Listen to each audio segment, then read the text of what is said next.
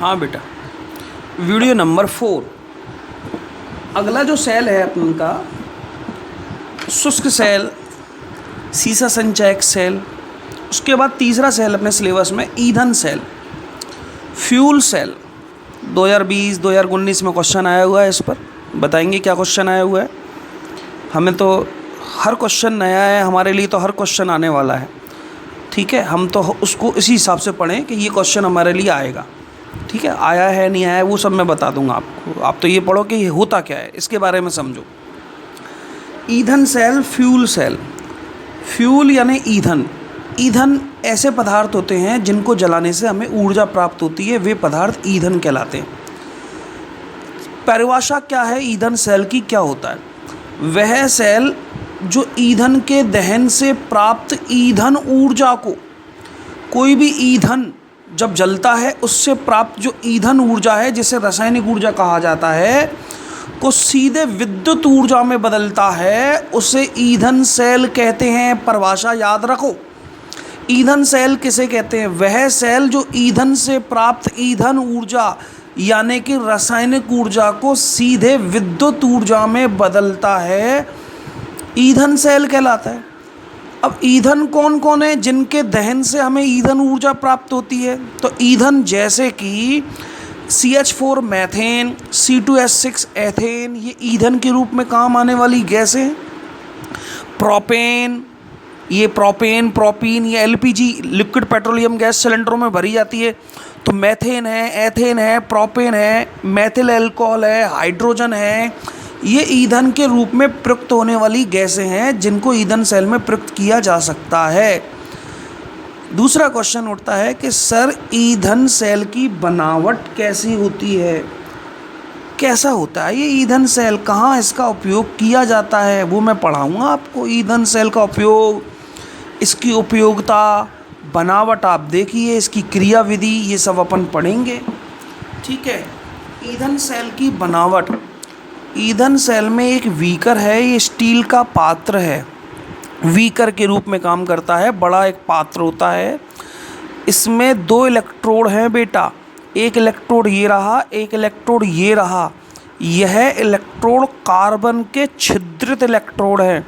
जैसे ये पेन रख दिया, इसके अंदर से जो स्केच मारकर उसको हटा लिया, खोखा है, छिद्र हैं, छिद्रित, छेद कर दिए इसमें, तो ये कार्बन के छिद्रित इलेक्ट्रोड होते हैं जो यहाँ कार्य करते हैं, कार्बन के छिद्रित इलेक्ट्रोड। इन कार्बन के छिद्रित इलेक्ट्रोड में या तो मैं कॉपर को या Ag को या Au को, Pt को, किसी को भर सकता हूँ, इनमें से कुछ भी। तो 2 इलेक्ट्रोड हैं, कार्बन के छिद्रित इलेक्ट्रोड हैं, जिनमें कॉपर, Ag, Au, Pt ये भरा हुआ है ठोस के रूप में। यहाँ एक इलेक्ट्रोड पर हाइड्रोजन गैस प्रवाहित हो रही है, दूसरे इलेक्ट्रोड पर O2 गैस प्रवाहित हो रही है। जहाँ हाइड्रोजन गैस प्रवाहित हो रही है बेटा, उसको हमने एनोड कहा, समझते हो?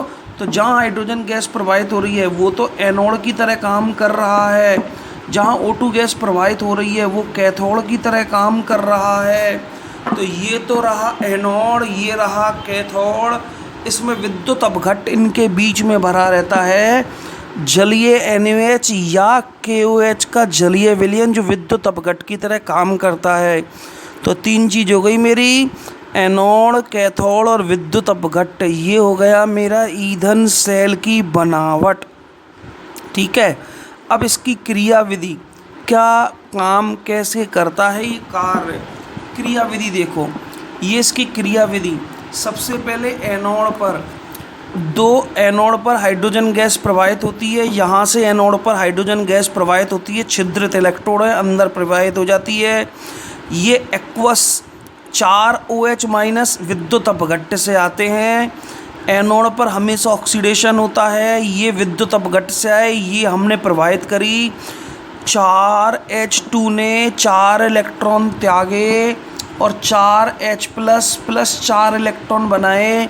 एनोड पर ऑक्सीडेशन, ये 2 दूनी के 4, 4H+ 4 इलेक्ट्रॉन, इन 4 H प्लस ने इन 4 OH माइनस से क्रिया कर ली और 4 H प्लस 4 OH से क्रिया करके 4 H2O का निर्माण कर लिया, वो आपके सामने है। 4 इलेक्ट्रॉन इसने त्यागे, वो आपके सामने हैं। तो 2H2 plus 4 OH minus 4 H2O और 4 इलेक्ट्रॉन, पहली अभिक्रिया ऑक्सीडेशन एनोड पर होने वाली अभिक्रिया। ये रही। अब आ जाओ कैथोड पर, क्या हो रहा है इस कैथोड पर। कैथोड पर कौन सी गैस है? O2 gas. ये रही O2 गैस कैथोड पर।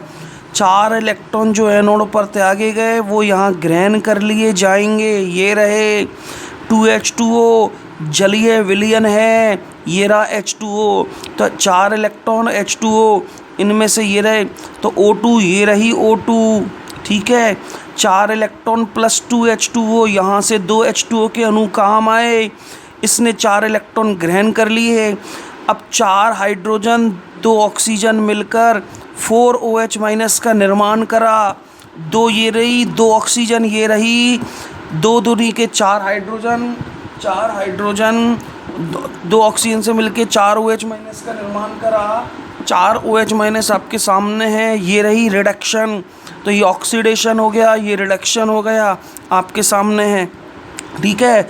अब ये एनोड पर हो गई, ये कैथोड पर हो गई। एनोड पर हाइड्रोजन गैस, कैथोड पर O2 गैस आपके सामने प्रवाहित हो रही है। जो कट रहा है उसे काट दो, समीकरण 1 और 2 को जोड़ दो।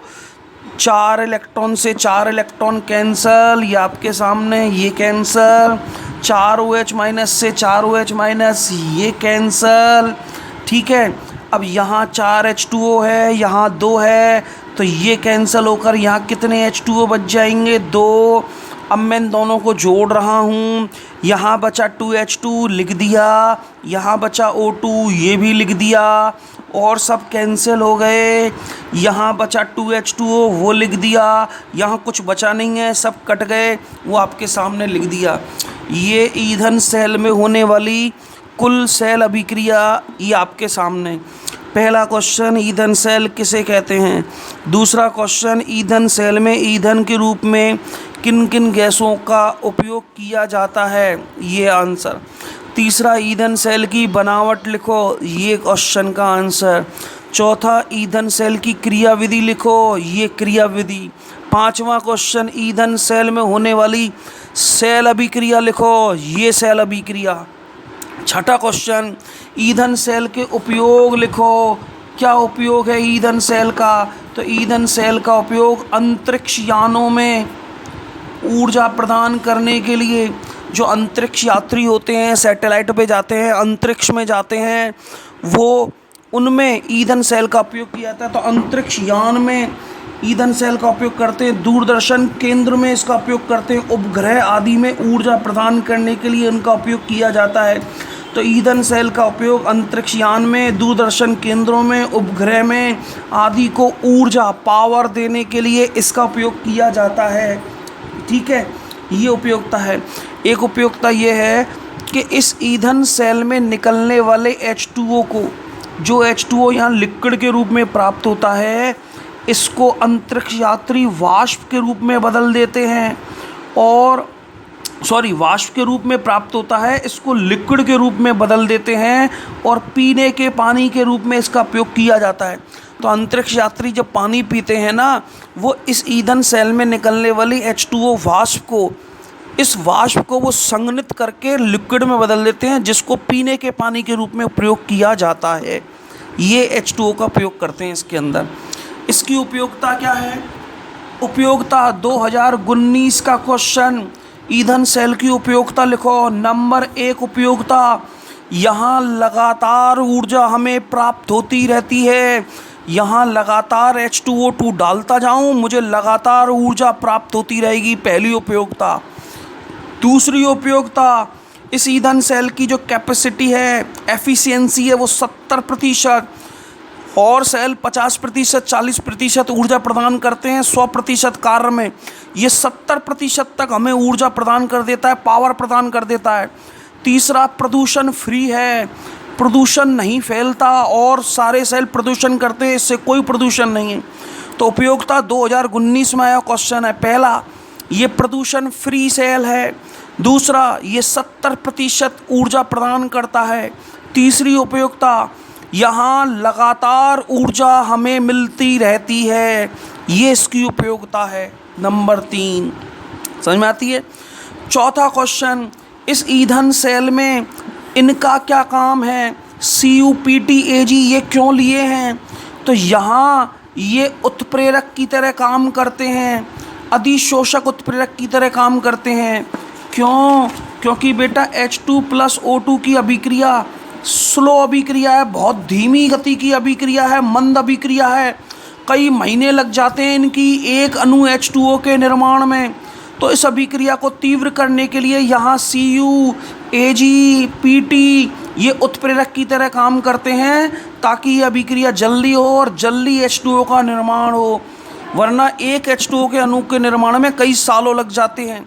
इसलिए ये उत्प्रेरक की तरह कार्य करते हैं, अधिशोषक उत्प्रेरक की तरह कार्य करते हैं और H2 और O2 की अभिक्रिया को तीव्र गति से संपन्न करते हैं। ये इनका कार्य है बेटा, ठीक है।